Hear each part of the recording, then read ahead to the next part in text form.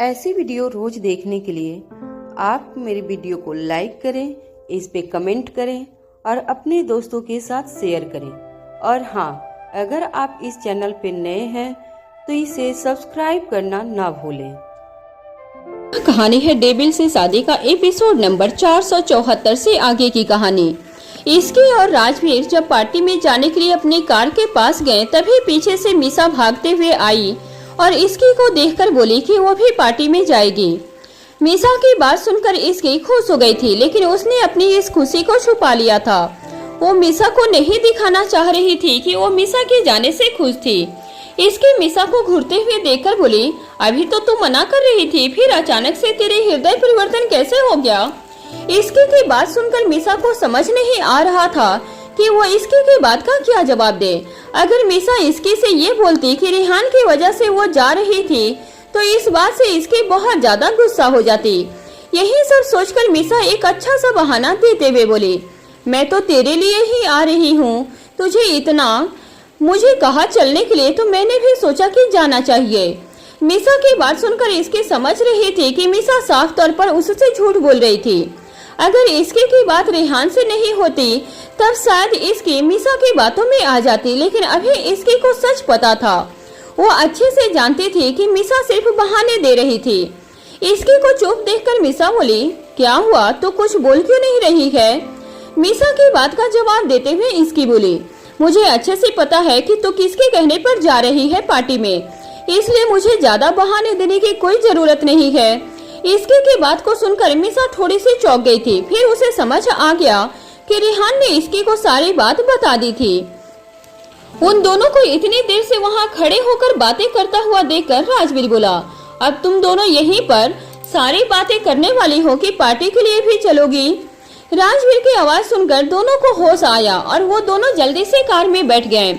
आज राजवीर खुद से कार ड्राइव कर रहा था, जिस वजह से इसकी आगे वाली सीट पर राजवीर के बगल में बैठी और मीसा पीछे वाली सीट पर बैठी थी। मीसा पीछे बैठने के बाद खुद से बोली, अच्छा हुआ भाई बीच में बोल पड़े, वरना इसकी के सवालों का क्या जवाब देती मैं? ये रेहान भी ना पहले से ही मुझे बता दिया होता कि वो भी पार्टी में जा रहा है तो मैं इसकी को मना नहीं करती। अब बिना बात इसकी गुस्सा हो गई है। मीसा अपने आप में बात किए जा रही थी। कुछ देर में वो तंस के घर पहुंच गए। तंस का पूरा घर लाइट से जगमगा रहा था और डेकोरेशन फ्लावर से भी की हुई थी, जो पूरे घर को एक सुंदर सा लुक दे रही थी। और साथ में वहाँ पर फूलों की बहुत सी अच्छी खुशबू आ रही थी। वो सब देखने में बहुत अच्छा लग रहा था। इसके चारों तरफ देखते हुए मीसा से बोली, डेकोरेशन तो बहुत अच्छी है यार। इसकी की बात सुनकर मीसा बोली, हाँ बस बहुत अच्छा लग रहा है। राजवीर जैसे ही इसकी और मीसा के साथ पार्टी हॉल में इंटर हुआ, सभी की नजर राजवीर पर आकर जम गई। बहुत से बिजनेसमैन को पता था कि आज पार्टी में राजवीर आने वाले थे, जिस वजह से वो सभी आज इस पार्टी में आए थे। तंस की नजर भी राजवीर पर गई और वो जल्दी से राजवीर के पास आकर बोला, मुझे बहुत खुशी हुई मिस्टर सिंघानिया कि आप यहाँ आ गए। तंस की बात सुनकर राजवीर एक स्माइल के साथ बोला, कांग्रेचुलेशन मिस्टर कपूर। राजवीर की बात सुनकर तंस ने एक स्माइल देते हुए थैंक यू किया। राजवीर से बात करने के बाद तंस की नजर उसके बगल में खड़ी इसकी पर गई। आज इसकी बहुत सुंदर लग रही थी और इसकी के चेहरे को देखकर तंस की नजरें कुछ देर के लिए इसके पर रुक गई थी। आज वो बहुत दिनों के बाद इसकी को देख रहा था और उसे देखकर तंस को अब सुकून लगा था। ये पूरी पार्टी तंस ने सिर्फ इसकी की एक झलक के लिए रखी हुई थी और अब फाइनली उसने इसकी को देख लिया था। तंस कुछ देर तक इसकी को देखता रहता है, फिर उसे राजवीर का ध्यान आया और वो राजवीर से बातें करने लगा। मीसा इसकी के कान के पास आकर बोली, ये तो तुझे ही देख रहा था, ऐसा लग रहा था जैसे ये पार्टी तेरे लिए ही रखी हो। मीसा की बात सुनकर इसकी बोली, कुछ भी मत बोल मीसा, ऐसी कोई बात नहीं है। और तू तो ये बात छोड़ और रेहान को देख कैसे एक लड़की के साथ खड़ा होकर हंसकर बातें कर रहा है। इसकी की बातों को सुनकर मीसा ने उस डायरेक्शन में देखा जहां रेहान था। रेहान वहां पर किसी लड़की से बातें कर रहा था और दोनों बहुत हंसकर बातें कर रहे थे। उन दोनों को ऐसे हंसते हुए बातें करता देख मीसा गुस्से में बोली, ये लड़की कौन है और कैसे मेरे रेहान से चिपक कर बातें कर रही है?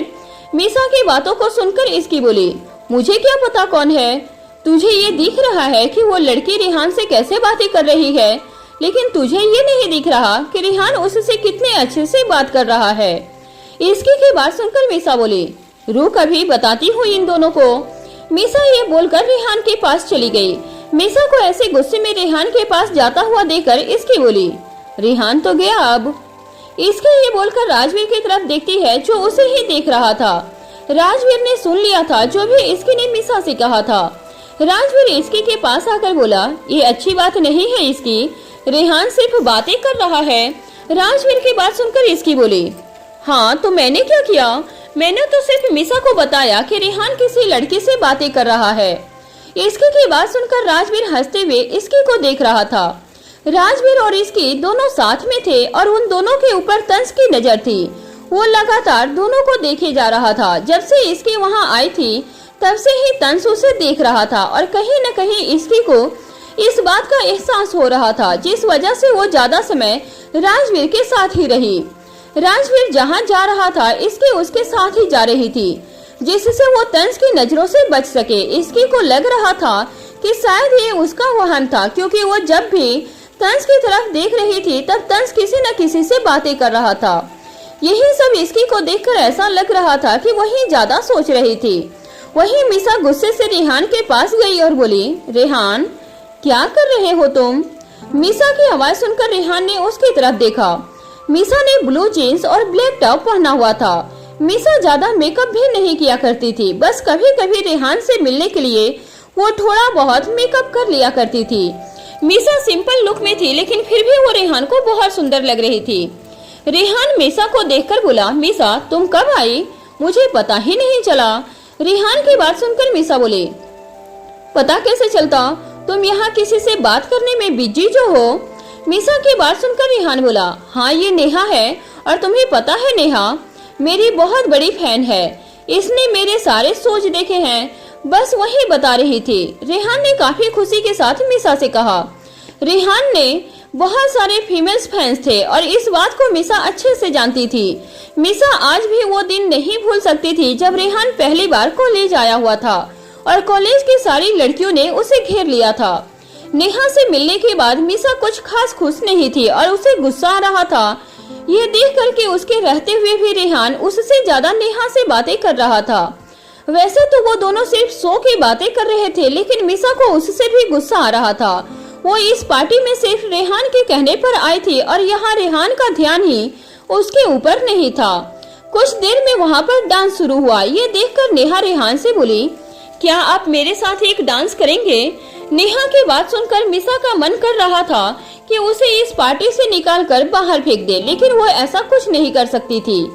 वही रेहान कुछ जवाब देने से पहले मीसा की तरफ देखा, जैसे उसे परमिशन मांग रहा हो। मीसा रेहान को देखते हुए घूर कर बोली, हाँ क्यों नहीं, एक डांस तो रेहान भी कर सकता है। मीसा की बात सुनकर नेहा रेहान से बोली, अब तो आपकी गर्लफ्रेंड भी मान गई, अब तो आप चलिए ना। इतना बोलकर नेहा रेहान को अपने साथ डांस करने के लिए लेकर चली गई। उन दोनों को साथ में डांस करता देख मीसा को बहुत तेज गुस्सा आ रहा था। उसने तो ऐसे ही गुस्से में बोल दिया था डांस करने के लिए, लेकिन उसे नहीं लगा था कि नेहा रेहान को ऐसे ही खींचकर अपने साथ लेकर चली जाएगी। मीसा गुस्से से बार कॉर्नर के पास गई और ड्रिंक करने लगी। वहीं इसकी राजवीर के साथ ही थी, उसे थोड़ा अजीब लग रहा था, जिस वजह से वो मीसा के पास न जाकर राजवीर के साथ ही थी और उसकी बोरिंग बिजनेस की बातें भी सुन रही थी। बीच बीच में इसकी ने राजवीर से कहा कि उसे अब घर जाना है। इसके की बात सुनकर राजवीर ने धीरे से कहा, बस थोड़ी देर में चलते हैं। राजवीर की बात सुनकर इसकी ने हाँ में अपना सर हिला दिया और वो मीसा को ढूंढने लगी। जैसे ही इसकी की नजर मीसा पर गई तो वो थोड़ी सी चौंक गई थी। मीसा ने बहुत ज्यादा ड्रिंक कर ली थी, जिस वजह से उसे अब नशा होने लगा था। इसकी जल्दी से मीसा के पास गई और बोली, मीसा ये क्या है, तूने इतनी क्यों पी ली? इसके की बात सुनकर मीसा ने अपनी उंगली रेहान की तरफ की, जहां वो नेहा के साथ डांस कर रहा था। उसे देखते हुए मीसा बोली, तब से उसी लड़की के साथ डांस कर रहा है, उसे मेरा जरा सा भी ख्याल नहीं आ रहा है। मीसा की बात को सुनकर इसकी बोली, अच्छा तो तू अब ड्रिंक करना बंद कर, मैं रेहान को लेकर आती हूँ। इसकी की बात सुनकर मीसा ने उसे कुछ नहीं कहा और फिर से ड्रिंक करने ही वाली थी कि इसकी ने उसके हाथ से गिलास लेकर कहा, तुझे बहुत चढ़ गई है, अब पीने की कोई जरूरत नहीं है, और अगर तूने मेरी बात नहीं मानी तो मैं ये भूल जाऊंगी कि राजवीर यही है। इसकी मीसा को धमकाकर रेहान के पास चली गई और उसे मीसा को दिखाते हुए बोली, तुझे कुछ होश भी है कि मीसा इतने गुस्से में है, उसने कितनी ड्रिंक कर ली है। इसकी की बातों को सुनकर रेहान बोला, मैं क्या करता, नेहा ने रिक्वेस्ट की थी और मीसा ने हाँ कर दिया तो मुझे डांस करना पड़ा। अच्छा है, अब वो तेरे से गुस्सा हो गई है, अब मनाते रहो उसे, मैं जा रही हूँ उसे लेकर, इसके ने रेहान से कहा। और फिर इसकी वहाँ से राजवीर के पास चली गई और उसे सारी बात बताकर बोली, घर चलना होगा।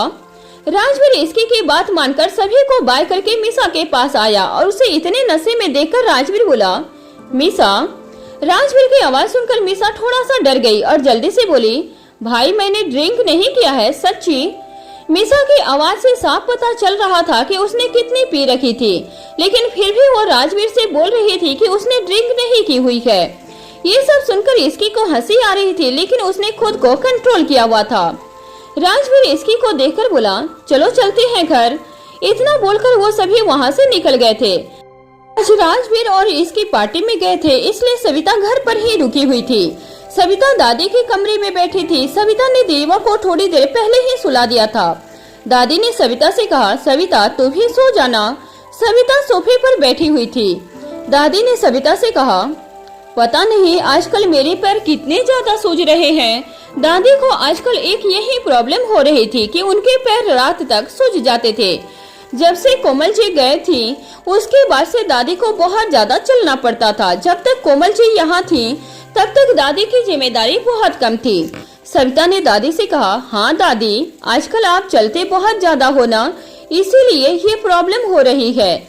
सविता को एक डाउट और हो रहा था, लेकिन उसने अभी तक ये दादी को नहीं बताया था। सविता ने दादी से कहा, दादी मैं आपके लिए गर्म पानी में नमक डालकर लाती हूँ, आप उसमें पैर डीप करके बैठ जाना और उसके बाद आपको अच्छा लगने लगेगा। दादी ने हाँ कर दिया। सविता उनके लिए गर्म पानी का एक टब लेकर आई। दादी ने उसमें पैर डीप किए और वहाँ बैठ गई थी। दादी को अब बहुत आराम मिल रहा था। उन्होंने सविता से भी कहा, ये तो बहुत अच्छी थेरेपी है, मुझे तो बहुत ही ज्यादा आराम मिल रहा है इससे। सविता को लगा कि अब दादी के सोने का टाइम हो रहा है, इसलिए उन्होंने दादी से कहा, दादी अब आपको कैसा लग रहा है?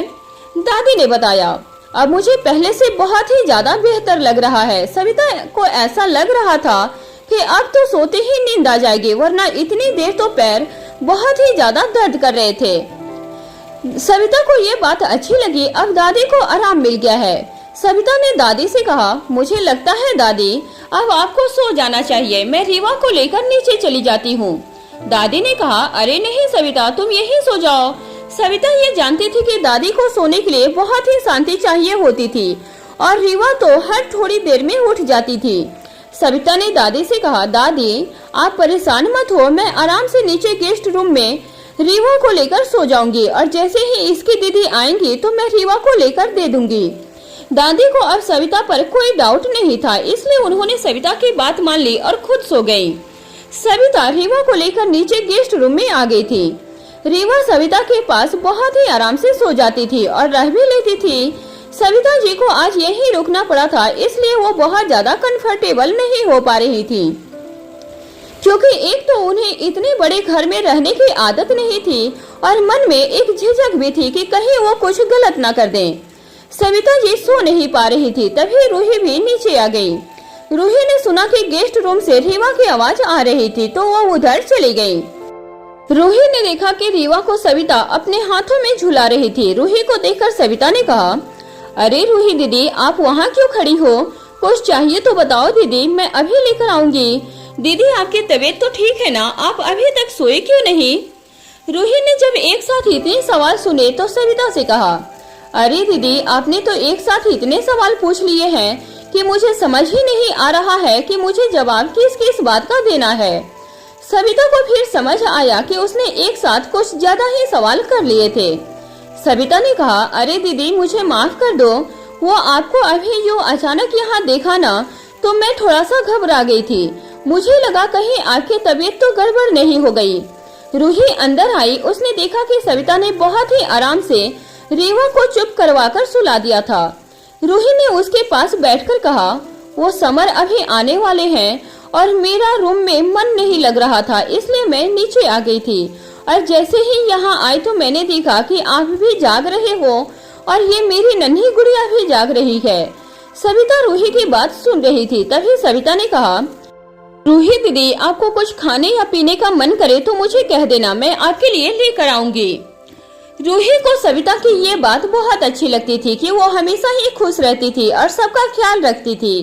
तभी रूही ने कहा, सविता दीदी आप बताओ ना कुछ अपने बारे में। रूही का आज बातें करने का मन हो रहा था। सविता ने कहा, दीदी मैं अब क्या बताऊं अपने बारे में, मेरी जिंदगी तो बस कट रही है जैसे तैसे। रूही को सुनकर दुख तो हुआ कि सविता अपनी लाइफ से काफी परेशान थी। रूही को सविता से एक अलग ही कनेक्शन फील होता था। वो जब भी उसे देखती थी तो यही सोचती थी कि कोई कैसे हर टाइम इतना खुश रह सकता है। रूही सविता को जब भी देखती थी तब सविता को खुश ही पाती थी। रूही ने सविता से पूछा, इतनी परेशानी के बाद भी आप कैसे इतना पॉजिटिव रह लेती हो दीदी? सविता ने रूही से कहा, जब कोई चारा नहीं होता ना दीदी तो खुश रहने में भलाई है। मैंने जिंदगी से सिर्फ एक बात सीखी है कि अगर कुछ भी साथ नहीं और कुछ नहीं तो हम खुद को खुश रखकर अपने मन को बहला सकते हैं। रूही को सविता की बात से आज बहुत कुछ सीखने को मिला था। रूही और सविता बात कर ही रहे थे कि इसकी और राजवीर घर आ गए थे। राजवीर अपने रूम में चला गया था। वहीं इसकी गेस्ट रूम की लाइट को देखकर समझ गई थी कि रीवा को सविता वहीं लेकर बैठी होगी। इसकी ने देखा कि रूही और सविता दोनों बातें कर रही थी। इसकी को देखकर रूही ने कहा, बहुत ही प्यारी लग रही हो इसकी सच में बहुत ही ज्यादा सुंदर लग रही थी। इसकी ने कहा, थैंक यू दीदी, आप अभी तक सोए क्यों नहीं हो दोनों? इसकी ने सविता से पहले ही कहा था कि अगर वो लेट हो जाए तो वो रीवा को अपने पास लेकर सो जाए। जब वो आएगी तो खुद उनसे रीवा को ले लेगी। लेकिन सविता अभी भी जाग ही रही थी। इसकी भी उनके पास जाकर बैठ गई। इसकी ने रूही से कहा, दी आपको डॉक्टर ने बेड रेस्ट कहा है लेकिन आप तो अभी तक सोए भी नहीं हो। रूही को आजकल बहुत रेस्ट करना पड़ रहा था जिससे वो बोर हो जाती थी। रूही ने कहा, अब मैं कितना रेस्ट करूं इसकी, पूरे दिन तो रूम में मैं थी। सो कर मुझे लगता है कहीं मैं सोने का कोई नया वर्ल्ड रिकॉर्ड बना लूं। ये सुनते ही इसकी को एक तरफ हंसी आ रही थी और दूसरी तरफ वो रूही के लिए परेशान भी थी। इसकी ने कहा, मैं समझ सकती हूँ दीदी, लेकिन अब क्या कर सकते हैं, आपको रेस्ट तो करना ही होगा ना। रूही ने इसकी से कहा, अब तो मेरे पैर भी बैठे बैठे सूजने लग गए हैं। इसकी ने रूही से कहा, दी प्रेगनेंसी में ये सब तो बहुत ही नॉर्मल बात है और इस बार आप जब डॉक्टर के पास जाओगे तो उन्हें बता देना कि आपको जो भी इशू हो रहे हैं। तभी सविता ने कहा, दीदी मुझे भी आप दोनों को एक बात बतानी है। आज दादी के भी बहुत पैर दर्द हो रहे थे। इसकी और रूही ने जैसे ही ये बात सुनी तो उन्हें सब कुछ समझ आ गया था। इसकी ने रूही की तरफ देखा और रूही ने इसकी की तरफ देखा। दोनों ने एक दूसरे को देखकर हंस दिए। रूही ने कहा, समझ रही है न इसकी कि दादी ने चुपके से क्या कर लिया है? इसकी ने रूही से कहा, हाँ दीदी, मुझे परसों तक एक बार डाउट तो हुआ था लेकिन मैं इस बात को पूरी तरह से समझ नहीं पाई थी। सविता को कुछ समझ नहीं आ रहा था कि ये दोनों आखिर क्या बातें कर रही थी। सविता को बस उनकी बातें सुननी थी। सविता ने पूछा, दीदी मुझे कुछ समझ नहीं आ रहा है। इसकी ने हंसते हुए कहा, कल सुबह सब समझ आ जाएगा सविता दीदी, आपको भी। तभी रूही को अचानक याद आया कि मिसा इसकी के साथ नहीं थी। रूही ने पूछा, इसकी मिहिर और मिसा कहाँ है? इसकी ने कहा, वो आ रही है दीदी। सविता को ये बात मन ही मन बहुत अच्छी लग रही थी कि सिंघानिया फैमिली उसे एक फैमिली मेंबर की तरह ट्रीट कर रही थी। इसकी ने कहा, सविता दीदी अब मुझे तो बहुत नींद आ रही है, इसलिए मैं तो रीवा को लेकर अपने रूम में जा रही हूँ। रूही ने कहा, हाँ इसकी इतनी बातें करके तो अब मुझे भी नींद आ रही है, मैं भी सोच रही हूँ कि अब सो ही जाऊँ। सविता ने रूही से कहा, चलो दीदी मैं आपको आपके रूम तक छोड़ आती हूँ। सविता अभी भी बहुत एक्टिव थी। तभी रूही ने कहा, नहीं अब आप कहीं नहीं जाओगे, आप भी आराम से रेस्ट करो, मैं तो खुद चली जाऊंगी। वहीं इसकी के रूम में इसकी रीवा को लेकर अपने रूम में आ गई थी, जहां राजवीर उसका बहुत ही मन से इंतजार कर रहा था। इसकी ने राजवीर को देखा और कहा, आप अभी तक सोए क्यों नहीं? राजवीर ने कहा, मैं तुम्हारा वेट कर रहा था। इसकी राजवीर का चेहरा देखकर समझ गई थी इसकी ने रीवा को झूले में सुलाया ही था कि राजवीर ने उसे पीछे से आकर पकड़ लिया। राजवीर की सांसें इसकी को छूते ही तेज हो गई थी। उसने बहुत ही धीमी आवाज में उनके कान में कहा, तुम बहुत सुंदर लग रही थी। उसने ये कहते हुए उसके गले को अपने होठों से नाप लिया था। इसके पर भी राजवीर का खुमार चढ़ गया था। राजवीर ने इसकी को अपनी तरफ घुमाया। दोनों बस एक दूसरे की सांसें ही सुनाई दे रही थी। राजवीर ने इसकी के होठों पर एक उंगली फिराई और उसे खुद के करीब करते हुए उसके होठों को चूम लिया था। फिर उसने इसकी को गोद में उठाया और उसे बाहों में भरकर बेड पर लिटा दिया। वो अपने होठों से उसे छूने लगा और फिर उसने इसकी के दोनों हाथों को अपने हाथों में जकड़ लिया था। इसकी भी उसकी आंखों में देखकर उसे हामी दे रही थी। राजवीर इसकी की तरफ झुका और धीरे धीरे उनके बीच का फासला मानो खत्म ही हो गया था। दोनों प्यार में इस कदर डूब गए थे कि उनकी सांसें और तेज होती जा रही थी। इसकी और राजवीर कुछ ही देर में पूरी तरह एक दूसरे के हो गए थे। इसकी के लिए ये एहसास हमेशा ही अनोखा होता था और राजवीर तो बस इसकी की आंखों में देखता था। इसकी ने धीरे से राजवीर के कान में कहा, I love you so much. Rajveer ने इसकी को अपनी बाहों में भरकर I love you my baby. दोनों ने एक दूसरे को फोरहेड पर किस किया और सो गए थे। वहीं दूसरी सुबह दादी आज जैसे ही उठी तो इसकी और रूही आकर उनके सामने खड़ी थी। दादी ने जैसे ही उन दोनों को साथ में देखा तो वो समझ गई थी कि उन दोनों को उन पर डाउट हो गया था। दादी ने कहा, क्या हुआ? तुम दोनों को सुबह सुबह यहाँ क्यों खड़े हो गए हो? इसकी ने कहा, दादी now it's time get ready. दादी ने जैसे ही कुछ देखा तो उन्होंने तो माथा ही पकड़ लिया था। दादी यूं उन दोनों को सामने देखकर कुछ समझ नहीं पाई थी। दादी ने इसकी से पूछा, क्या हुआ इसकी? और रूही, तुम दोनों मेरे सामने ऐसे क्यों खड़ी हो? रूही और इसकी दोनों ही मुस्कुराने लगी। दादी को अभी भी समझ नहीं आ रहा था कि आखिर ये दोनों इतने जल्दी उठकर उनके कमरे में आकर खड़ी क्यों हो गई थी। दादी ने कहा, बेटा तुम दोनों को कुछ कहना है क्या मुझसे? इसकी ने कहा, दादी कहना तो बहुत कुछ है, लेकिन सबसे पहले होगी इस रूम की तलाशी। दादी ने जैसे ही तलाशी का नाम सुना तो उन्हें लगा कि इसकी क्या कह रही है। दादी ने इसकी से कहा, तलाशी? लेकिन किस बात की? रूही थोड़ा आगे आई और उसने कहा, बस दादी कुछ है जो हमें आपके कमरे में ढूंढना है। दादी को अभी भी साफ साफ कुछ तो समझ नहीं आ रहा था। दादी ने कहा, तुम दोनों एक काम करो, थोड़ी देर के बाद आना, तब तक मैं फ्रेश हो जाऊंगी। इसकी ने तुरंत कहा, दादी आप यहीं बैठिए, हमें तो बस 5 मिनट लगेगा। इसकी ने ये कहा और दादी अपने बेड पर ही बैठ गई। दादी को कुछ डाउट तो हो गया था, लेकिन उन्हें लगा कि इसकी और रूही को वो चीज मिलने वाली तो नहीं थी। दादी ने कहा, ठीक है मैं बैठी हूँ। तभी पीछे से एक नर्स आई और उसने दादी से कहा, मैडम आप अपना हाथ आगे कीजिए। दादी ने जैसे ही इस नर्स को देखा तो उनका डाउट और बढ़ गया था। दादी ने इसकी से पूछा, ये नर्स यहाँ क्या कर रही है बेटा? रूही ने दादी की तरफ देखते हुए कहा, बस दादी थोड़ी देर में सब समझ आ जाएगा। उस नर्स ने दादी के हाथ से ब्लड का सैंपल लिया और वहाँ से जाने लगी। दादी ने इसकी से कहा, क्यों मेरा खून निकलवा रहे हो तुम लोग? मुझे कुछ नहीं हुआ है, मैं बिल्कुल ठीक हूँ। इसकी ने कहा, दादी बस 1 घंटे में सब कुछ पता चल जाएगा।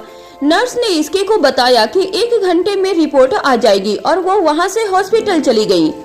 इसकी और रूही पुलिस की तरह दादी का एक एक सामान और हर एक अलमारी देख रहे थे।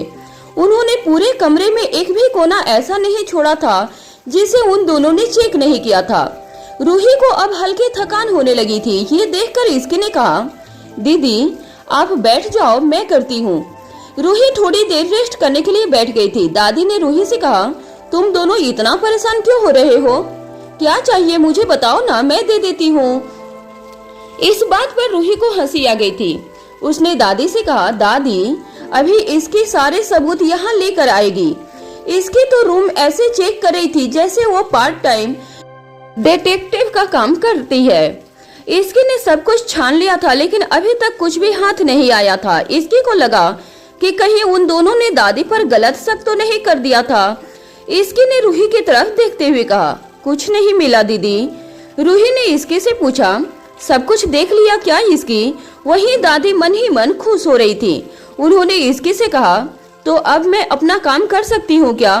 तभी इसकी की नजर एक छोटे से बॉक्स पर पड़ी जो 100 पीस जैसा दिख रहा था। दादी ने जैसे ही देखा कि इसकी उसकी तरफ बढ़ रही है तो दादी ने कहा, रूही और इसकी, तुम दोनों अब अपने कमरे में जाओ, मुझे मेडिटेशन करना है। इसकी ने दादी से कहा, दादी बस एक बार, लास्ट बॉक्स है। दादी ने कहा, नहीं नहीं बेटा, अब मुझे बहुत लेट हो गया है, अब तुम दोनों जाओ।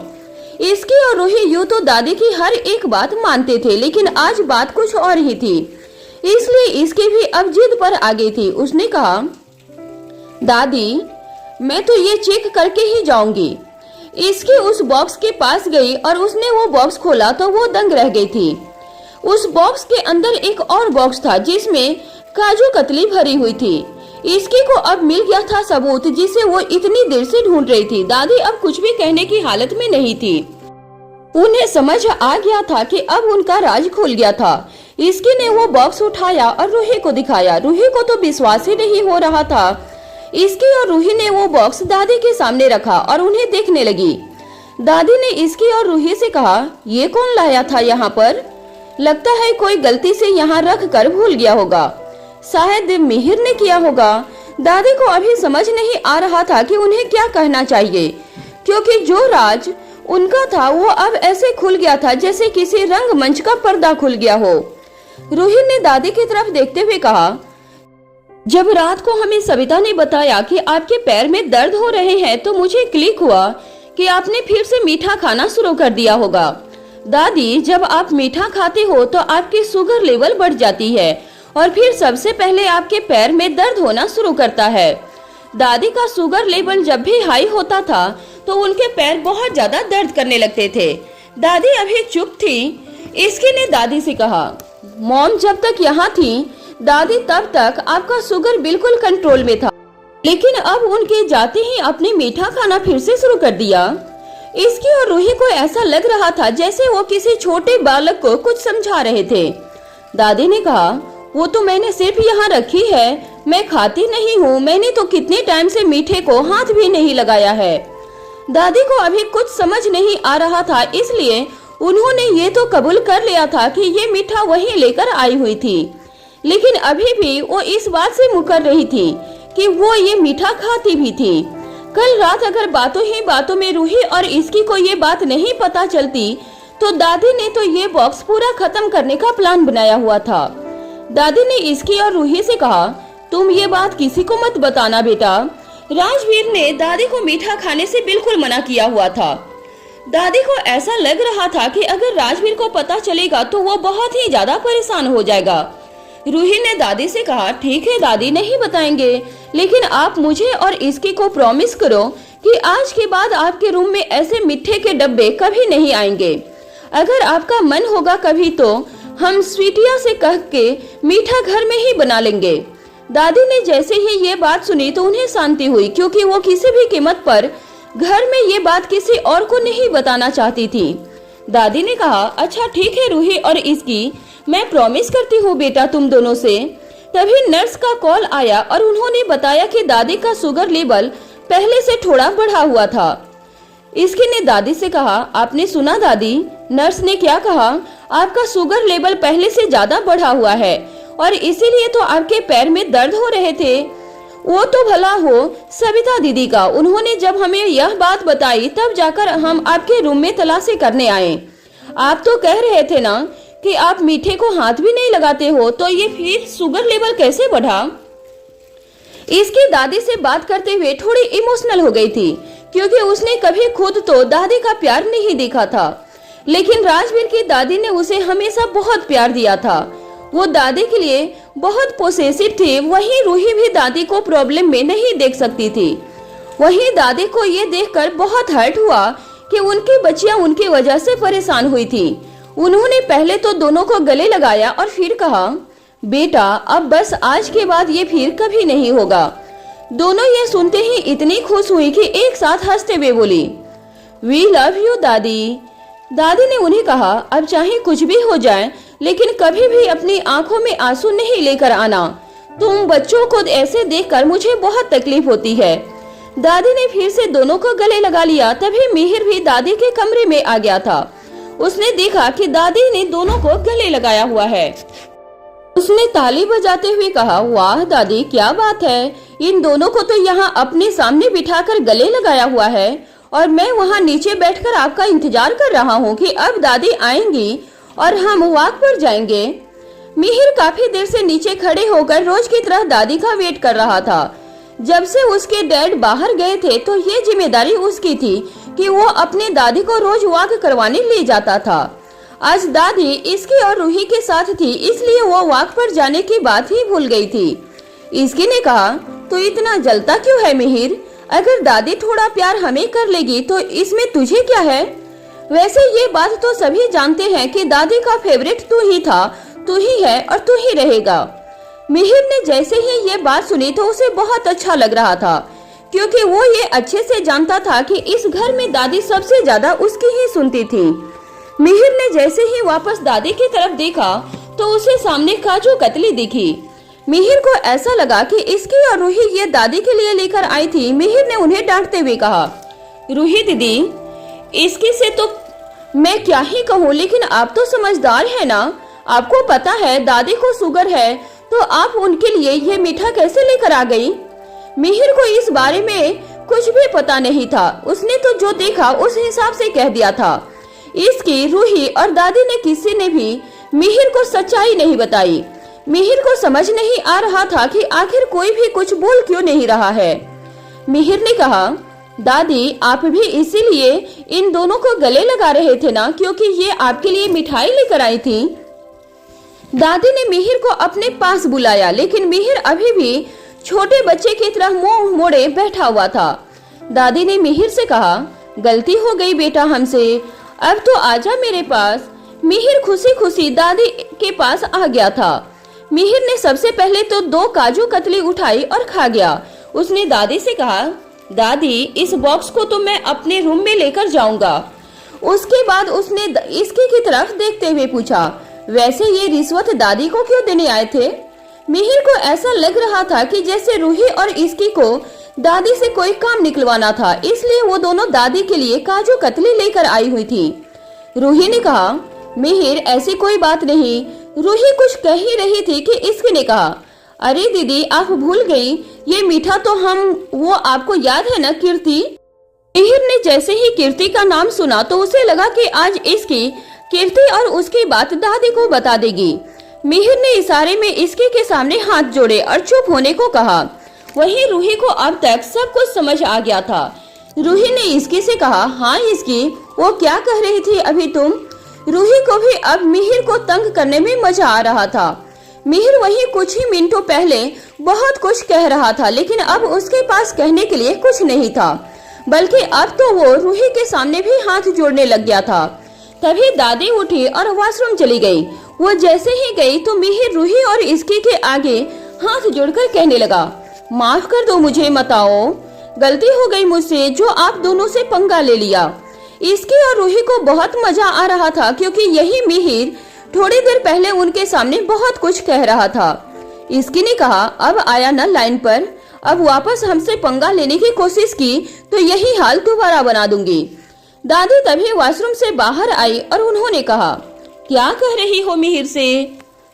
रूही ने कहा, दादी, वो मिहिर कह रहा था कि आपको वॉक करने के लिए लेट हो रहा है, इसलिए इसकी उसे समझा रही थी कि कभी कभी लेट हो जाता है। दादी ने कहा, हाँ बेटा, लाइफ में ये सब तो चलता रहता है, जरूरी ये है कि हमें बस फोकस करना चाहिए। तभी इसकी और रूही वहाँ से उठे और उन्होंने कहा, दादी, हम भी जा रहे हैं और आप मिहिर के साथ वॉक पर चले जाओ। इसकी और रूही चली गई और मिहिर दादी को अपने साथ वॉक पर लेकर चला गया। वहीं दूसरी तरफ कार्तिक के घर में रीत आज नाइट ड्यूटी करके अभी घर आई हुई थी। वो अब फिर से परेशान रहने लग गई थी, क्योंकि हर टाइम एक डर सता रहा था कि अगर साहिल ने उसके और कार्तिक के बीच में कुछ भी गलतफहमी पैदा कर दी तो क्या होगा। रीत ने चेंज किया और वह बाहर आकर हॉल में बैठ गई थी।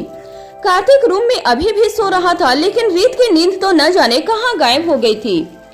रीत सोफे पर बैठकर कुछ सोच रही थी, तभी उदय प्रताप बाहर आए और उन्होंने रीत को देखा तो उससे कहा, गुड मॉर्निंग बेटा। रीत गहरी सोच में थी, इसलिए उसे कुछ भी सुनाई नहीं दे रहा था। उदय प्रताप ने रीत के पास जाकर उसे एक बार और कहा, क्या सोच रही हो बेटा, कुछ टेंशन है क्या? तब रीत ने नोटिस किया कि उदय प्रताप उसके सामने खड़े थे। रीत ने कहा, गुड मॉर्निंग चाचू। उदय प्रताप ने रीत से कहा, रीत, क्या कार्तिक तुम्हें परेशान कर रहा है? क्या उसने तुम्हें कुछ कहा है? अगर ऐसा कुछ भी है तो तुम मुझे बिना डरे बता सकती हो। उदय प्रताप को लग रहा था कि रीत इसलिए परेशान थी क्योंकि उसे कार्तिक ने कुछ कह दिया होगा। रीत ने उदय प्रताप की तरफ देखकर कहा, नहीं चाचू, मुझे उन्होंने कुछ भी नहीं कहा, बल्कि कार्तिक तो मेरा बहुत ध्यान रखते हैं। रीत और कार्तिक साथ में बहुत खुश थे। उदय प्रताप ने कहा, तो क्या बात है रीत, जो तुम इतनी परेशान हो रही हो? रीत को लगा कि वो उदय प्रताप से कुछ कह नहीं सकती है, इसलिए उसने काम का बहाना देना ही ठीक समझा। रीत ने कहा, कुछ नहीं चाचू, बस एक बहुत डिफिकल्ट केस है, उसी की वजह से परेशान हूँ। कभी कभी वर्क प्रेशर बहुत ज्यादा होता है। उदय प्रताप ने रीत से कहा, रीत, मेरी एक बात हमेशा याद रखना, ना तो कभी घर की टेंशन को काम पर लेकर जाना और ना ही कभी काम की टेंशन को घर पर लेकर आना।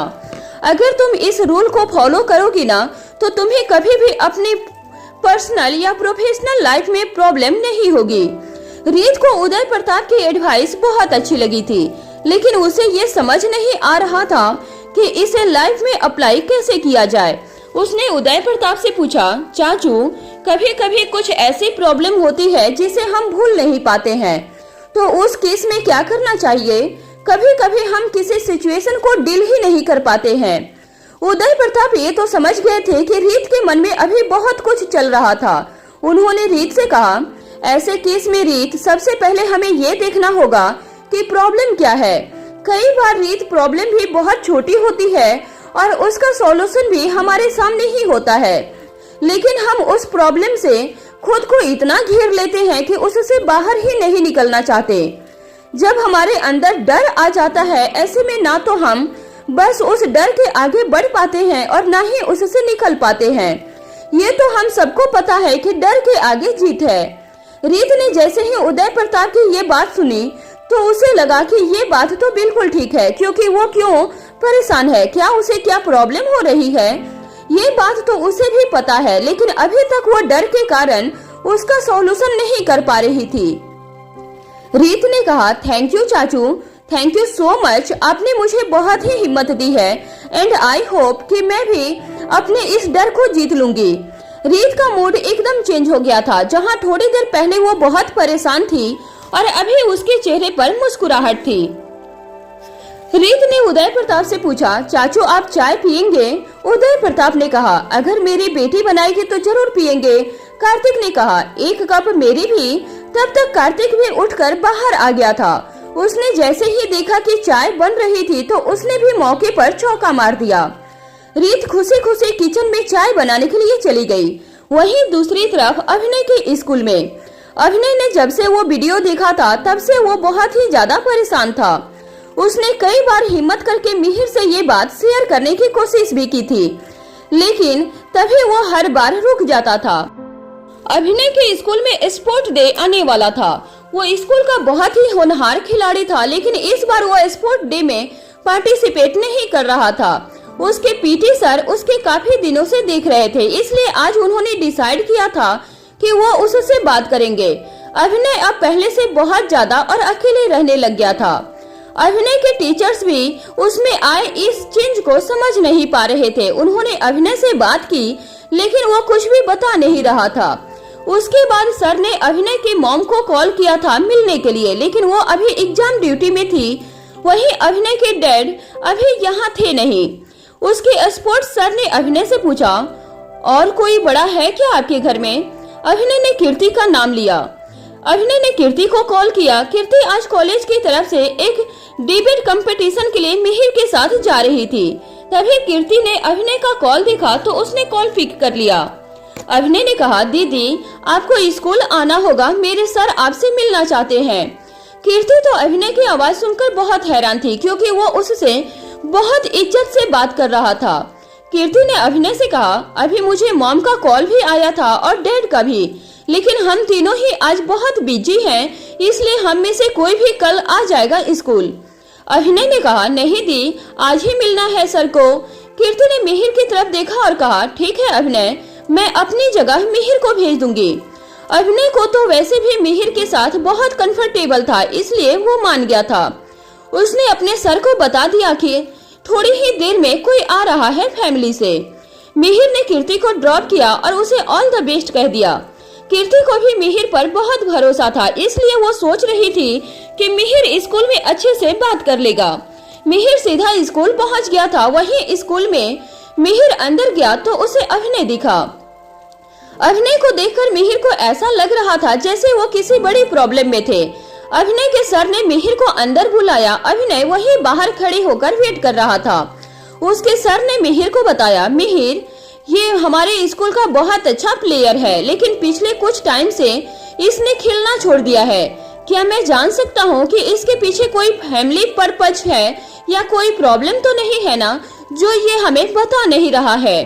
मिहिर ने अभी जो सुना उसने कई बार कीर्ति से भी सुना था और पिछली बार अभिनय ने उसे खुलकर बताया भी था कि दो लड़के हैं जो स्कूल में और प्रैक्टिस ग्राउंड में तंग करते हैं। मिहिर ने सर को ये सारी बात बताई और इसे कॉन्फिडेंशियल रखने के लिए कह दिया था। सर ने कहा, मिहिर आप बिल्कुल चिंता मत करो, हमारे स्कूल में एक स्टूडेंट काउंसलर जिन्हें हम अभिनय की काउंसलिंग करवा सकते हैं और उन दोनों बच्चों को भी हमें अभी समझाना होगा, वरना उसके लाइफ खराब होने में टाइम नहीं लगेगा। मिहिर को यह बात सुनकर बहुत सेटिस्फिकेशन हुआ कि फाइनली अभिनय कुछ ही दिनों में फिर से अपनी गेम खेल पाएगा। मिहिर ने सर से परमिशन ली और अभिनय को अपने साथ लेकर आ गया। अभिनय ने पूछा, सर ने आपसे क्या बात की मिहिर? मिहिर देख रहा था कि आज अभिनय हमेशा की तरह बात नहीं कर रहा था, बल्कि बहुत शांत था। मिहिर ने पूछा, भूख लगी है?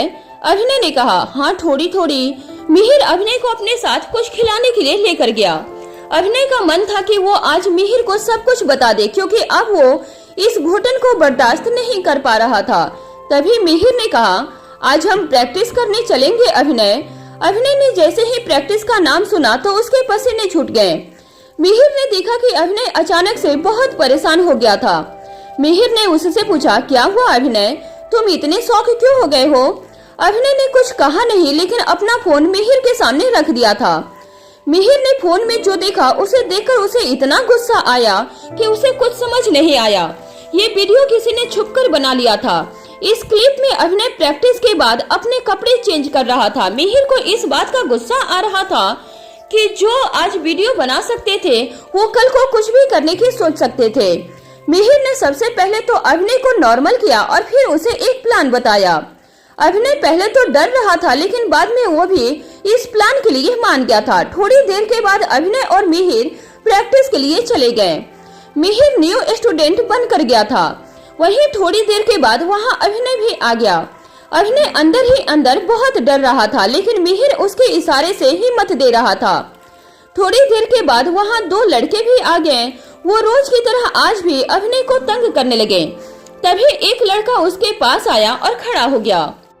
लड़कों को देखकर अभिनय घबरा गया और वैसे उसे घबराते हुए देखकर मिहिर समझ गया था कि ये वही लड़के थे जो अभिनय को बुल्ली कर रहे थे। मिहिर उन लड़कों की तरफ देखकर बोला, तुम सभी को देखकर तो नहीं लगता है कि तुम दोनों ऐसी गिरी हुई हरकत कर सकते हो। मिहिर की बात सुनकर उन लड़कों ने उसकी तरफ देखा। वो मिहिर के सामने अभिनय को कुछ नहीं बोल सकते थे, जिस वजह से उन लड़कों ने नादान बनते हुए कहा, हमने क्या किया है? उन लड़कों को इस बात पर पूरा यकीन था कि अभिनय ने किसी को कुछ नहीं बताया होगा। वो बहुत समय से अभिनय को तंग कर रहे थे और अभिनय का किसी को कुछ न बताना यही उन दोनों लड़कों को हिम्मत दे रही थी। और समय के साथ उन दोनों लड़कों की हिम्मत इतनी बढ़ गई थी कि वो अभिनय की वीडियो भी बनाने लगे थे। उन लड़कों की बात सुनकर मिहिर ने अभिनय की तरफ देखा और उससे पूछा, ये दोनों लड़के वही है ना जो तुम्हें परेशान कर रहे हैं, और ये वीडियो भी उन्होंने ही बनाई है ना? मिहिर की बात सुनकर अभिनय ने हाँ में अपने सर को हिला दिया। वो लड़के ये देखकर थोड़े चौंक गए थे। उन्हें नहीं लगा था कि अभिनय ऐसे किसी को सारी बातें बता सकता था। उन दोनों लड़कों में से एक लड़का जिसका नाम चिराग था वो बोला, हमें नहीं पता कि आप क्या बातें कर रहे हो, हमने कोई वीडियो नहीं बनाई है। वो लड़के साफ साफ अपने किए से मुकर रहे थे। ये देखकर मिहिर गुस्से में बोला, बकवास बंद करो तुम दोनों, मुझे अच्छे से पता है तुमने क्या किया है और क्या नहीं किया है। अभी तुम दोनों इस बात को एक्सेप्ट नहीं कर रहे हो, लेकिन जब यही बात पुलिस तुमसे पूछेगी तब अपने आप ही सारा सच बोल दोगे। तुम दोनों जानते भी हो जो तुम दोनों कर रहे हो वो क्राइम है और उसके लिए तुम दोनों को जेल हो सकता है। मिहिर की बात सुनकर वो दोनों लड़के बुरी तरह से डर गए थे और एक दूसरे की तरफ देखने लगे। उन्हें डर लग रहा था कि अगर उनके पेरेंट्स तक ये बात चली गई तो पता नहीं उनका क्या होगा। वो दोनों घबराने लगे। अपने उम्र के जोश में वो अभिनय को परेशान तो कर रहे थे, लेकिन उसका अंजाम शायद उन दोनों को नहीं पता था। उन्हें तो यही लगा था कि अभिनय ये बात किसी से नहीं कहेगा, लेकिन उन्हें क्या पता था कि अभिनय किसी को जाकर सब कुछ बता देगा। उन लड़कों को इस तरह से घबराते हुए देखकर मिहिर बोला, क्या हुआ, अब डर क्यों लग रहा है? तुम दोनों ने ये सब अभिनय के साथ किया था, तब तो तुम्हें डर नहीं लगा रहा था ना? तब शायद तुम्हें मजा आ रहा था किसी को परेशान करने में, उसे तकलीफ देने में। तुम जानते भी हो तुम दोनों जो कर रहे थे उसका असर अभिनय पर पूरी जिंदगी रह सकता था। क्या होता अगर तुम दोनों की वजह से अभिनय खुद को कुछ कर लेता? उसकी जिंदगी तो बर्बाद होती ही, साथ ही तुम दोनों भी अपनी जिंदगी बर्बाद कर लेते। मिहिर बहुत गुस्से में था। उसे सबसे ज्यादा इस बात का गुस्सा आ रहा था कि उसके सामने जो लड़के खड़े थे वो अभी टीनेजर थे और इस उम्र में अक्सर लड़के और लड़की को ये नहीं पता रहता है कि वो क्या कर रहे हैं। उन्हें गलत भी सही लग रहा होता है। इन लड़कों को कोई समझाने वाला नहीं था जो उन्हें सही और गलत के बारे में बता सके। अभी तो इसे अभिनय को परेशान करके मजा आ रहा था, लेकिन यही सब आगे उम्र भर के लिए इन्हें पछतावे का कारण भी बन सकता था। वो लड़के चुप थे, वो कुछ नहीं बोल पा रहे थे। वो यही सब सुनकर डर गए थे कि उन पर पुलिस केस भी हो सकता था। उन्होंने कभी नहीं सोचा था कि ये बात यहाँ तक आ जाएगी। चिराग हिम्मत करके मिहिर से बोला, हमने ऐसा भी कर दिया, हम तो बस थोड़ा सा परेशान कर रहे थे। चिराग की बात सुनकर मिहिर बोला, कोई तुम्हें इस तरह से परेशान करता तो तुम्हें कैसा लगता? क्या तुम एंजॉय करते? मिहिर की बात सुनकर चिराग चुप हो जाता है। वो आगे कुछ नहीं बोल पाया। उसे अब समझ आ रहा था कि वो और उसका दोस्त जो अभिनय के साथ कर रहे थे वो इतना गलत था। उन्होंने कभी इस बारे में नहीं सोचा था कि जो अभिनय के साथ हो रहा था वो उनके साथ भी कोई कर सकता था। उन्हें तो बस अभिनय से थोड़ी जलन थी, क्योंकि अभिनय एक बहुत अच्छा प्लेयर था और सभी टीचर्स उसे बहुत पसंद करते थे। इसी जलन की वजह से दोनों ने अभिनय के साथ ये सब किया था, जिससे अभिनय गेम खेलना छोड़ दे। मिहिर ने खुद को शांत किया और उन दोनों लड़कों की तरफ देखकर कहा, तुम दोनों ने ऐसा जरूर अभिनय से अपने जलन की वजह से किया होगा, लेकिन अगर तुम्हें अभिनय से इतना प्रॉब्लम थी तो उसे चैलेंज करते खुद पर और काम करके खुद को अभिनय से बेहतर बनाते। ऐसे करके किसी दूसरे को नीचा दिखाकर उसे बुल्ली करके तुम दोनों ने क्राइम किया है। आज अभिनय है जो तुमसे बेहतर है, कल कोई और होगा तो क्या उसके साथ भी यही करोगे? जिंदगी में न जाने कितने लोग मिलेंगे जो तुमसे लाख गुना अच्छे होंगे, तो क्या सभी के साथ ऐसे ही करते रहोगे? मिहिर की बातों को वो लड़के चुपचाप सुन रहे थे। उन्हें एक शब्द भी मिहिर से नहीं कहा। मिहिर चाहता था कि उन्हें सजा दिला सकता था, लेकिन मिहिर समझ रहा था कि इन लड़कों को बस सही गाइडलाइन की जरूरत थी, जो उन्हें कभी मिली नहीं थी। उन लड़कों की उम्र भी ज्यादा नहीं थी और अभी से उन पर केस होने का मतलब था कि उनकी पूरी लाइफ का खराब हो जाना। मिहिर ऐसे उन लड़कों को जिंदगी खराब नहीं करना चाह रहा था, इसलिए वो उन लड़कों को केवल समझा रहा था और उन्हें इस बात का एहसास दिला रहा था कि जो उन्होंने किया वो कितना गलत था, या जो कहे कि गुनाह था। अगर उनके जगह कोई बड़ा इंसान होता तो मिहिर उसे कभी भी माफ नहीं करता और उसे सजा दिलाकर ही रहता।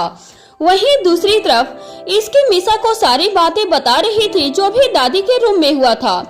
सब सुनने के बाद मीसा हंसते हुए बोली, दादी भी ना, मुझे तो हमेशा से लगता था कि दादी जरूर कुछ न कुछ मीठा अपने रूम में छुपा कर रखती थी, लेकिन क्योंकि हम में से कोई भी उन्हें मीठा और खाने देता था, लेकिन फिर भी उनका शुगर लेवल हमेशा बढ़ा हुआ आता था।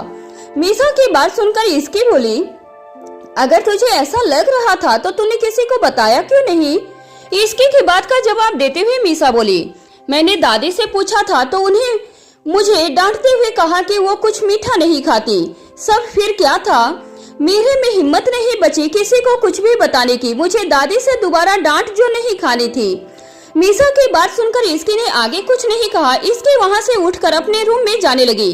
तभी मीसा बोली, अच्छा सुन, मुझे ये बता कि तेरा ऑफिस का काम कैसा चल रहा है? मीसा की बात सुनकर इसकी बोली, अच्छा चल रहा है। वैसे अचानक से तूने ऑफिस के बारे में कैसे पूछा? क्यों, अचानक तू बदल सकती है और मैं तेरे से ऑफिस के बारे में पूछ भी नहीं सकती? मीसा की बात सुनकर इसकी ने उसे घूर कर देखा। इसकी कभी इस बात को नहीं मानने वाली थी कि उसमें कुछ बदलाव आया था और वो बस अब अपने काम को लेकर थोड़ी सी सीरियस हो गई थी और अब उसे अच्छा लग रहा था। वहीं मीसा इसकी के चेहरे को ध्यान से देख रही थी। मीसा हर तरीके से कोशिश करती थी कि इसकी उसे बता दे आखिर उसके साथ हुआ क्या था, वो क्यों इतना बदल गई थी। लेकिन मीसा के किसी भी तरीके का असर इसके पर नहीं होता। वो हर बार बस यही बोलती कि उसे कुछ नहीं हुआ है। मीसा इसकी को देखकर बात बदलते हुए बोली, तुझे पता है मैंने कल रात को रेहान से लड़ाई कर ली। मीसा की बात सुनकर इसकी चौंक गई थी। मीसा आजकल रेहान से बहुत अच्छे से बात किया करती थी और दोनों में लड़ाई बहुत कम ही हुआ करता था। ऐसा बहुत कम ही होता था जब मीसा रेहान से लड़ा करती थी। इसकी मीसा की बात सुनकर बोली, क्यों की लड़ाई तूने, क्या हुआ था ऐसा? इसकी की बात सुनकर मीसा बोली, तुझे वो पार्टी वाली लड़की नेहा याद है ना? मीसा की बात पर इसकी बोली, हाँ मुझे याद है। इसकी का बात का जवाब सुनकर मीसा बोली, उसी की वजह से रेहान उसकी तारीफ कर रहा था कि वो बहुत अच्छा गाना गाती है। बस मुझे ये सुनकर गुस्सा आ गया और मैंने रेहान से लड़ाई कर ली। मीसा की बात सुनकर इसकी बोली, अरे यार इतनी सी बात पे कौन लड़ाई करता है? अच्छा तू नहीं लड़ती है भाई से इन सब बातों पर? इसकी की बात सुनकर मीसा बोली। मीसा की बात का जवाब देते हुए इसकी बोली, नहीं मैं ऐसे फालतू बातों पर नहीं लड़ती और वैसे भी राजवीर किसी भी लड़की से बात नहीं करते। इसकी की बात सुनकर मीसा बोली, वही तो कितनी लकी है कि तुझे मेरा भाई मिला जो तुझे छोड़कर किसी भी लड़की से बात नहीं करते और एक रेहान है। मीसा की बात पर इसकी बोली, तुझे नहीं लगता है कि तू कुछ ज्यादा बोल रही है? ये मत भूल मैंने भी रेहान को राखी बांधी है और उस हिसाब से वो मेरा भी भाई लगता है, इसलिए मेरे सामने उसके बारे में इतना बोलने की जरूरत नहीं है। मुझे अच्छे से पता है कि वो तेरे से कितना प्यार करता है और अगर उसने किसी लड़की से बात कर भी ली तो इसमें गलत क्या है? इसके रेहान का साइड लेते हुए बोल रही थी, जिस बात से मीसा थोड़ा सा चौंक गई थी। इसके बहुत कम रेहान की तरफ से बोला करती थी और मीसा को पूरा यकीन था कि अगर रेहान यहाँ होता तब इसकी उसकी तारीफ में एक शब्द भी नहीं बोलती। मीसा इस वक्त बस इसकी को अपनी आंखें फाड़कर देखे जा रही थी, जिस बात से इसकी चिढ़ते हुए बोली, क्या है ऐसे क्यों देख रही है मुझे? इसकी की बात सुनकर मीसा बोली, तू रेहान की तारीफ में बोल रही है? ऐसा तो बहुत कम होता है। मुझे तेरी बातें रिकॉर्ड करके रेहान को भेजना चाहिए, वो तो धन्य हो जाएगा। मीसा की बात सुनकर इसकी बोली, चुप कर तू, ऐसा कुछ नहीं करेगी। इसकी की बात सुनकर मीसा हंसने लगी थी और फिर इसकी से बोली, अच्छा ठीक है मैं ऐसा कुछ नहीं करने वाली और हाँ मुझे पता है रेहान सिर्फ मुझसे प्यार करता है, मैं तो उससे सिर्फ झूठ मूठ के गुस्सा हूँ। वो क्या है ना, जब रेहान मुझे मनाता है तब वो मुझे बहुत क्यूट लगता है। मीसा की बात सुनकर इसकी हंसते हुए बोली, पागल है तू? इतना बोलकर इसकी वहां से उठकर अपने रूम की तरफ जाने लगी। तभी उसकी नजर नीचे लिविंग हॉल में गई।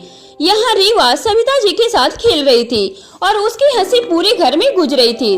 रीवा को ऐसे हंसते हुए देखकर इसकी कुछ देर वहीं रुक गई और उसे देखने लगी। फिर इसकी ने अपना फोन निकाला और रीवा को 2-3 पिक्चर ले ली और उसके बाद इसकी अपने रूम में जाने लगी। रूम में जाते हुए रास्ते में इसकी से टकरा गई थी और जैसे ही वो गिरने वाली थी कि किसी ने उसको पकड़ लिया था और गिरने से बचा लिया था। गिरने के डर से इसकी ने अपनी आंखें बंद कर ली थी, लेकिन जब उसे एहसास हुआ कि वो गिरी नहीं थी तब इसकी ने अपनी आंखें खोलकर देखा और बोली, आप? इसकी किसी और से नहीं बल्कि राजवीर से टकरा गई थी। इसकी की बात को सुनकर राजवीर बोला, हाँ तुम कहाँ देखकर चल रही थी? अभी गिर जाती तो चोट लग जाती। राजवीर की बात सुनकर इसकी बोली, मैं अपने फोन में कुछ देख रही थी, लेकिन आप तो देखकर चल सकते थे ना, आप क्यों मेरे से टकरा गए? इसकी की बात सुनकर राजवीर आगे कुछ कहता, तभी उसकी नजर मीसा पर गई, जो हड़बड़ी में अपने रूम से निकलकर कहीं जा रही थी। मीसा को देखकर राजवीर ने इसके से पूछा, मीसा को क्या हुआ है? वो कहाँ जा रही है? राजवीर की बात सुनकर इसकी ने उस तरफ देखा जहाँ मीसा थी और जल्दी में वो कहीं जा रही थी। इसकी को भी नहीं पता था कि अचानक से मीसा को क्या हुआ था और वो कहाँ जा रही थी, क्योंकि अभी कुछ देर पहले ही वो उससे बातें करके आई हुई थी और उस समय तक तो वो बिल्कुल ठीक थी। फिर कुछ ही मिनट में उसे क्या हो गया था जो ऐसे जल्दबाजी में कहीं जा रही थी? इसकी राजवीर के सवाल का जवाब देते हुए बोली, मुझे नहीं पता कि इसे क्या हुआ है, मैं पूछ कर आती हूँ। इसकी की बात पे राजवीर बोला, नहीं रहने दो इसकी, अभी मत पूछो, कुछ प्रॉब्लम वाली बात होगी तो वो तुम्हें बता ही देगी। राजवीर की बात इसकी को भी सही लगी थी। हर वक्त जरूरी नहीं था कि वो मीसा से उसके बारे में पूछते रहे। आफ्टर ऑल जब उसके भी पर्सनल लाइफ थी तो अब अलग बात थी। मीसा और इसकी अपनी सारी बातें एक दूसरे को बता दिया करती थी और अभी भी कुछ हुआ तो मीसा इसकी को सारी बात बता ही देगी। यही सब सोचकर इसकी राजवीर की तरफ देखकर बोली, आप ठीक बोल रहे हो, मीसा बाद में मुझे सब कुछ खुद बता देगी। इसकी ने कहा और फिर राजवीर से बोली, वैसे आप अभी यहाँ क्या कर रहे हो? आपको तो ऑफिस में होना चाहिए ना। इसकी की बात सुनकर राजवीर बोला, हाँ मैं जा ही रहा था कि मुझे याद आया मैं एक इम्पोर्टेंट फाइल रखना भूल गया था, वही लेने के लिए आया हूँ। राजवीर ये बोलकर अपने रूम की तरफ चल पड़ा और इसकी भी उसके पीछे पीछे चल दी थी। रूम में पहुंचकर इसकी राजवीर से बोली, आज शाम आप जल्दी आ जाना। इसकी की बात सुनकर राजवीर ने उसकी तरफ देखा और कहा, आज तो मेरी मीटिंग है। इसकी ने जैसे ही राजवीर की बात सुनी तो वो गुस्से से राजवीर को देखते हुए बोली, आई डोंट केयर आपकी मीटिंग कब नहीं होती, जब सुनती हूँ आपके पास कोई जरूर काम होता है या फिर मीटिंग होती है। इसकी ने राजवीर को थोड़े गुस्से भरी आवाज में कहा, जिसे सुनकर राजवीर उसके पास आकर बोला, ठीक है मैं जल्दी आने की कोशिश करूंगा, लेकिन आज शाम को ऐसा क्या है जो तुम मुझे जल्दी आने के लिए बोल रही हो? राजवीर की बात सुनकर इसकी बोली, रीवा परसों 6 महीने की हो जाएगी तो उसके लिए पार्टी प्लान करना है। माना कि हम सभी को नहीं बुला सकते, लेकिन जितने लोग रीवा के बारे में जानते हैं उन्हें बुलाया तो जा सकता है ना।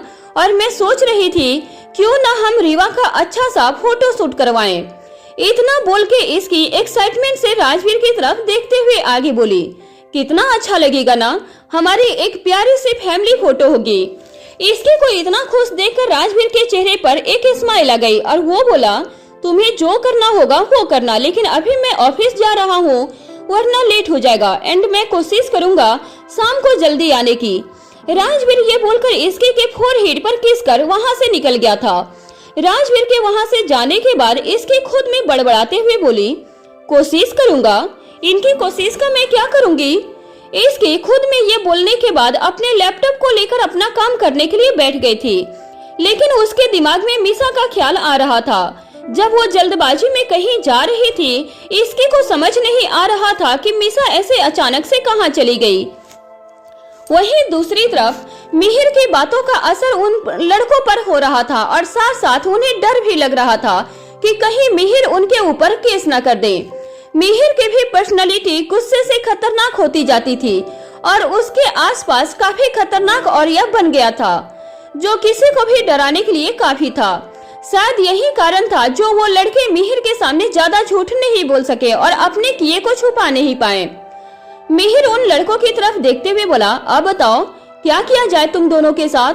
तुम दोनों ने जो किया है उसके लिए क्या सजा मिले तुम दोनों को? मिहिर की बात सुनकर वो लड़के घबरा गए और चिराग अपनी कांपती हुई आवाज में बोला, हमें माफ कर दीजिए, अब से हम ऐसा नहीं करेंगे और वो वीडियो फोटोज सब डिलीट कर देंगे और आगे से हम किसी को परेशान भी नहीं करेंगे। प्लीज हमारी कंप्लेन मत कीजिएगा, हमारा कैरियर बर्बाद हो जाएगा।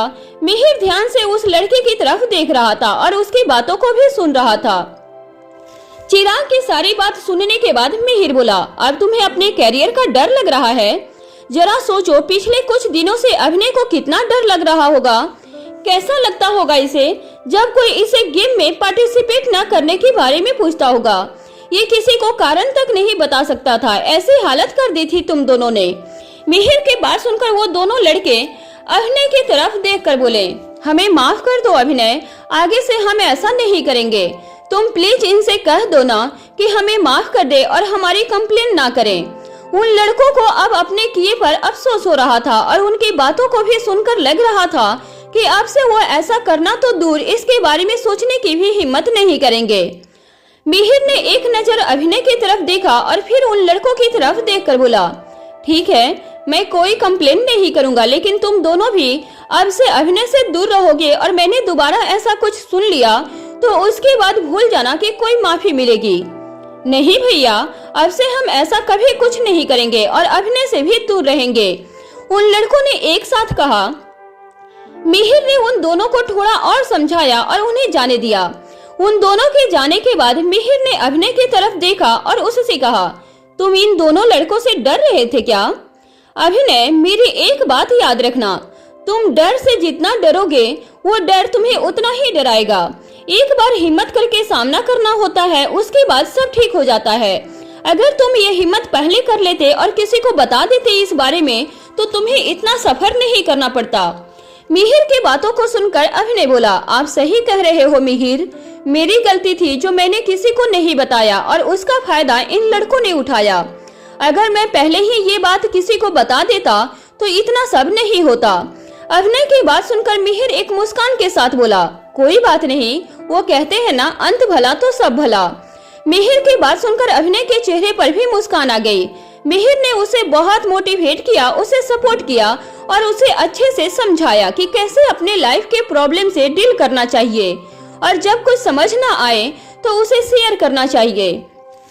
बातों को अपने अंदर रखने से सिवाय घुटन के और कुछ नहीं होता, इसलिए उसे जितना हो सके किसी खास के साथ शेयर कर देना चाहिए जिससे उस घुटन से बचा जा सके।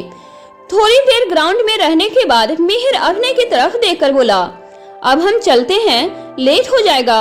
मिहिर की बात सुनकर अभिनय ने हाँ में अपना सर हिला दिया और वो मिहिर के साथ घर के लिए निकल गया। आज उसके चेहरे पर एक अलग सा सुकून था। उसके मन का डर जो इतने दिन से उसके अंदर था, आज उसका अंत हो गया था। अभिनय आज खुश खुश अपने घर जा रहा था। वहीं दूसरी तरफ तंस के ऑफिस में तंस अपने केबिन में बैठा हुआ था, लेकिन आज वो काम नहीं कर रहा था बल्कि किसी और सोच में डूबा हुआ था। उसके मन में बार बार पार्टी का सीन आ रहा था। जब उसने इसकी को देखा था, इसकी सच में उस दिन बहुत सुंदर लग रही थी और तंस चाहकर भी अपनी नजरें उस पर से नहीं हटा पा रहा था। उस समय तंस को ऐसा लग रहा था मानो कि वो अपनी नजरें इसके पर से हटा देगा तो इसकी कहीं गायब हो जाएगी। इसकी बहुत ही कम समय के लिए तंस के पार्टी में थी, जिस वजह से तंस को ऐसा लग रहा था मानो वो इसकी को देखकर भी नहीं देख सका। उसे लगा था कि इसके थोड़ी ज्यादा देर के लिए तो रुकेगी, लेकिन ऐसा नहीं हुआ था। इसकी बहुत ही जल्दी वहां से राजवीर के साथ चली गई और जितनी देर भी वो पार्टी में थी वो राजवीर के साथ ही थी। तंस को उससे बात करने का एक भी मौका नहीं मिला था। तंस का मन आज किसी भी काम में नहीं लग रहा था। वो खुद में ही बोला, पता नहीं इसके का इंटर्नशिप कब खत्म होगा और वो कब से कॉलेज आना स्टार्ट करेगी। इसकी अगर कॉलेज जाती तो तंस उससे वहाँ पर मिल लेता, लेकिन इंटर्नशिप की वजह से ये पॉसिबल नहीं हो रहा था। और पार्टी के बाद तंस का मन और इसकी को देखने का और उससे बात करने का हो रहा था।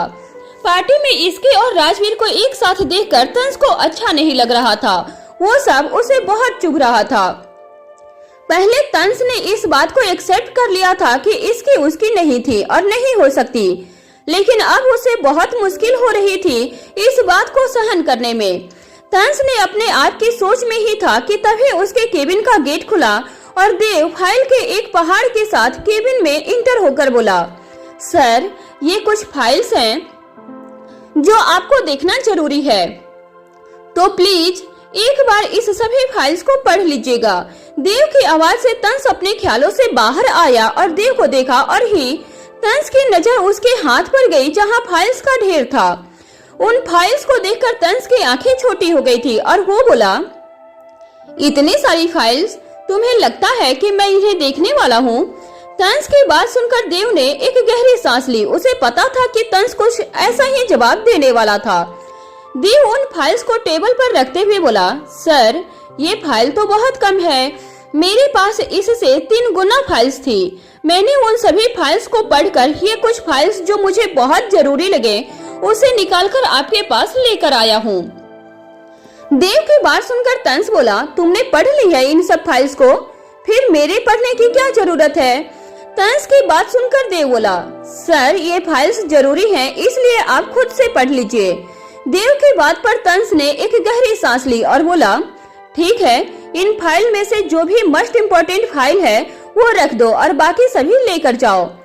तंस की बात पर देव ने आगे कुछ न कहना सही समझा, क्योंकि उसे अच्छे से पता था कि तंस किस टाइप का था। उसे गुस्सा आता तो वो एक फाइल भी नहीं पढ़ने वाला था और उस पर भी डबल काम दे देता, जिस वजह से देव ने आगे कुछ न बोलने में भलाई समझी और उन सभी फाइल्स में से सबसे जरूरी चुनकर वहां पर रखी और बाकी सभी को लेकर चला गया था। ये कहानी आगे बहुत इंटरेस्टिंग होते जा रही है और नए नए ट्विस्ट आते जा रहे हैं। तो प्लीज आप लोगों से काइंडली रिक्वेस्ट है कि इस स्टोरी को भी आप लोग सपोर्ट करते रहिए।